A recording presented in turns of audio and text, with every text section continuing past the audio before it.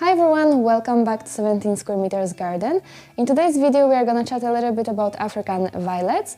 I already have a video guide on how to grow them, how to make them bloom repeatedly, so if you're searching for some more general care tips, I invite you to watch that other video because in this one we are gonna focus mostly on repotting. So we are gonna be changing the containers from terracotta to self-watering pots. I'm gonna share with you potting mix recipes for both traditional pots and for self-watering system, and we are also going to be fixing some neglected African violets. So let's begin. You would want to repot your African violets at least once a year, twice if you are really motivated, that would be great. But that being said, you don't have to increase the size of the container each time you repot them, because African violets, they actually grow better when they are slightly pot bound. The rule of thumb is that the pot should be 1/3 of the size of your African violet, and here is a great example of that. You can see that the plant is larger in diameter than the pot. They definitely need a very light, very porous, very airy potting mix. And honestly, there is not a perfect African violets potting mix recipe. Each grower will tell you something different. Usually it's based on 3 ingredients, and it's just the ratio of these ingredients that varies depending on the grower and their preferences. So I'm just gonna share with you what works for me, and then you can use that as your base and eventually adjust it a little bit in the future based on your own observations. So the 3 most important ingredients for African violets are either peat moss or coconut coir as your base, then perlite and vermiculite. Perlite is a mineral that helps with aeration, that creates very porous potting mix, allows a lot of oxygen around the roots. And vermiculite is that agent that will hold moisture without waterlogging the plants. They act a little bit like a sponge, absorbing excess moisture and releasing it to the plant when the plant needs it. So if I were to plant my African violets into traditional pots, I will go with a ratio something like 2 to 1 to 1. So 2 cups of coconut coir or peat moss, 1 cup perlite and 1 cup vermiculite.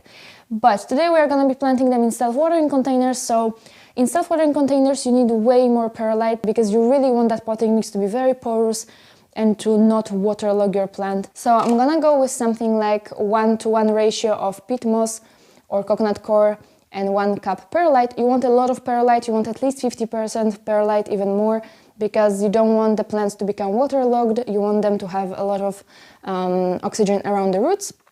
And then you don't need to add vermiculite because, as I said, the soil will be naturally moist thanks to the self-watering system, but you know, the self-watering system, you still have to refill the water regularly. So if you're a little bit forgetful like I am, I'm gonna add a half a cup of vermiculite just in case if I forget to refill those water reservoirs.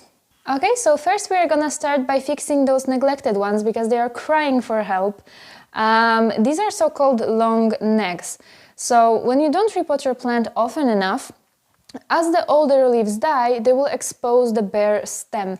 And then the African violet tends to bend on one side, and this creates what we call long neck.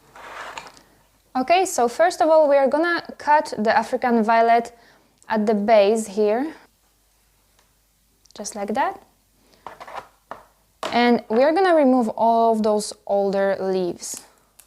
So obviously, there won't be much left of the plant, but that's unfortunately necessary. So we are going to remove all of those flowers.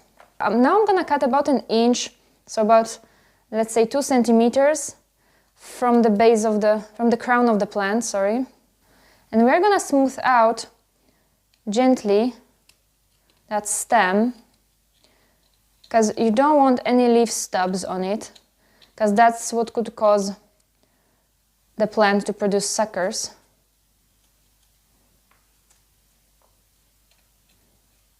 I'm gonna do exactly the same to the other one. So now we're gonna repot them into fresh soil. So I'm gonna moisten the potting mix now. I want it to be moist enough to hold together, but to not be soggy wet. My self-watering containers have already wick in them. I'm not going to be putting the violets right away on the self-watering system. I'm going to explain in a minute, but I want the wick to be already inside the pot. So now I'm going to fill the pots with this potting mix. So when filling your container with soil, you do not want to compact the soil at all.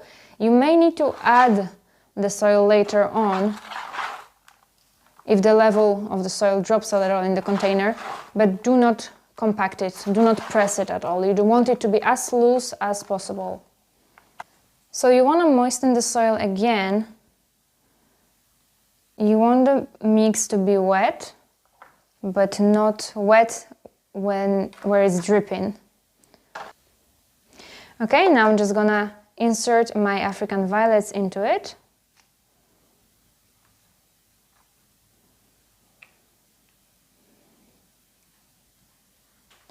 And now the most important part of repotting African violets, to prevent the plant from losing excess moisture, we're gonna place them in these plastic bags. You want the bag to be large enough to cover the whole pot and so that the leaves are not touching the bag. You can use a Ziploc bag and we're gonna close it.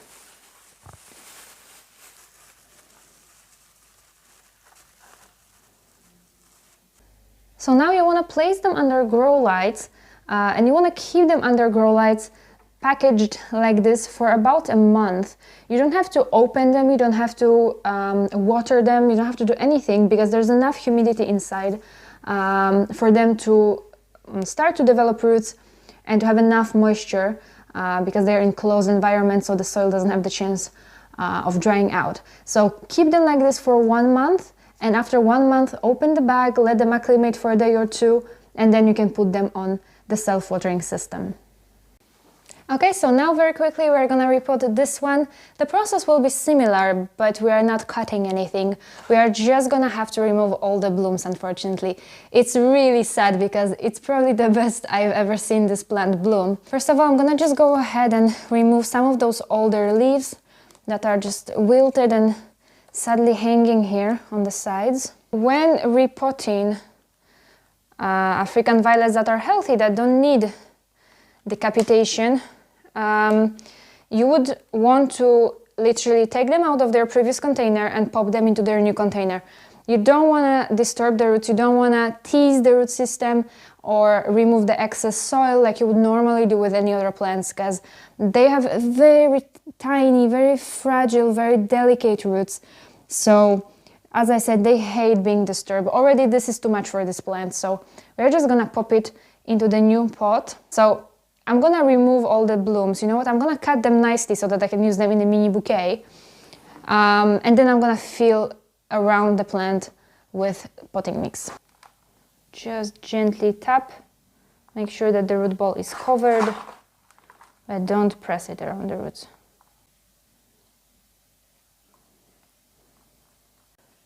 So here again, you want to place some sort of humidity dome or place a Ziploc bag or a clear plastic bag on top of your plant to create that humidity to prevent plant from drying out. You want to place it in a bright location. You can place it under grow lights or in front of a window, but keep it out of direct sunlight. And in about 2 weeks, 3 weeks, when you start to see that the plant is bouncing back, that maybe there's some new fresh growth appearing, that's when you want to remove that humidity dome. Let it acclimate, open that humidity dome for a day or two, and then remove it completely. Okay, you guys, and just before we finish today's video, I waited a couple of weeks to show you some updates. So the plants have now been transferred to self-watering system that is empty at the moment. But as you can see, the big plant is doing perfectly fine, looking really healthy. So I will start to fertilize it now. And then the smaller ones are also bouncing back. As you can see, these light green leaves are the new leaves that the plants produced in the past couple of weeks. So far, so good. The plants are bouncing back. I hope you found this tutorial helpful. If you did, please consider giving this video a like and subscribing to my channel for more container gardening ideas and plant tutorials. Thank you so much for joining me today, and we'll see each other again in the next video. Bye!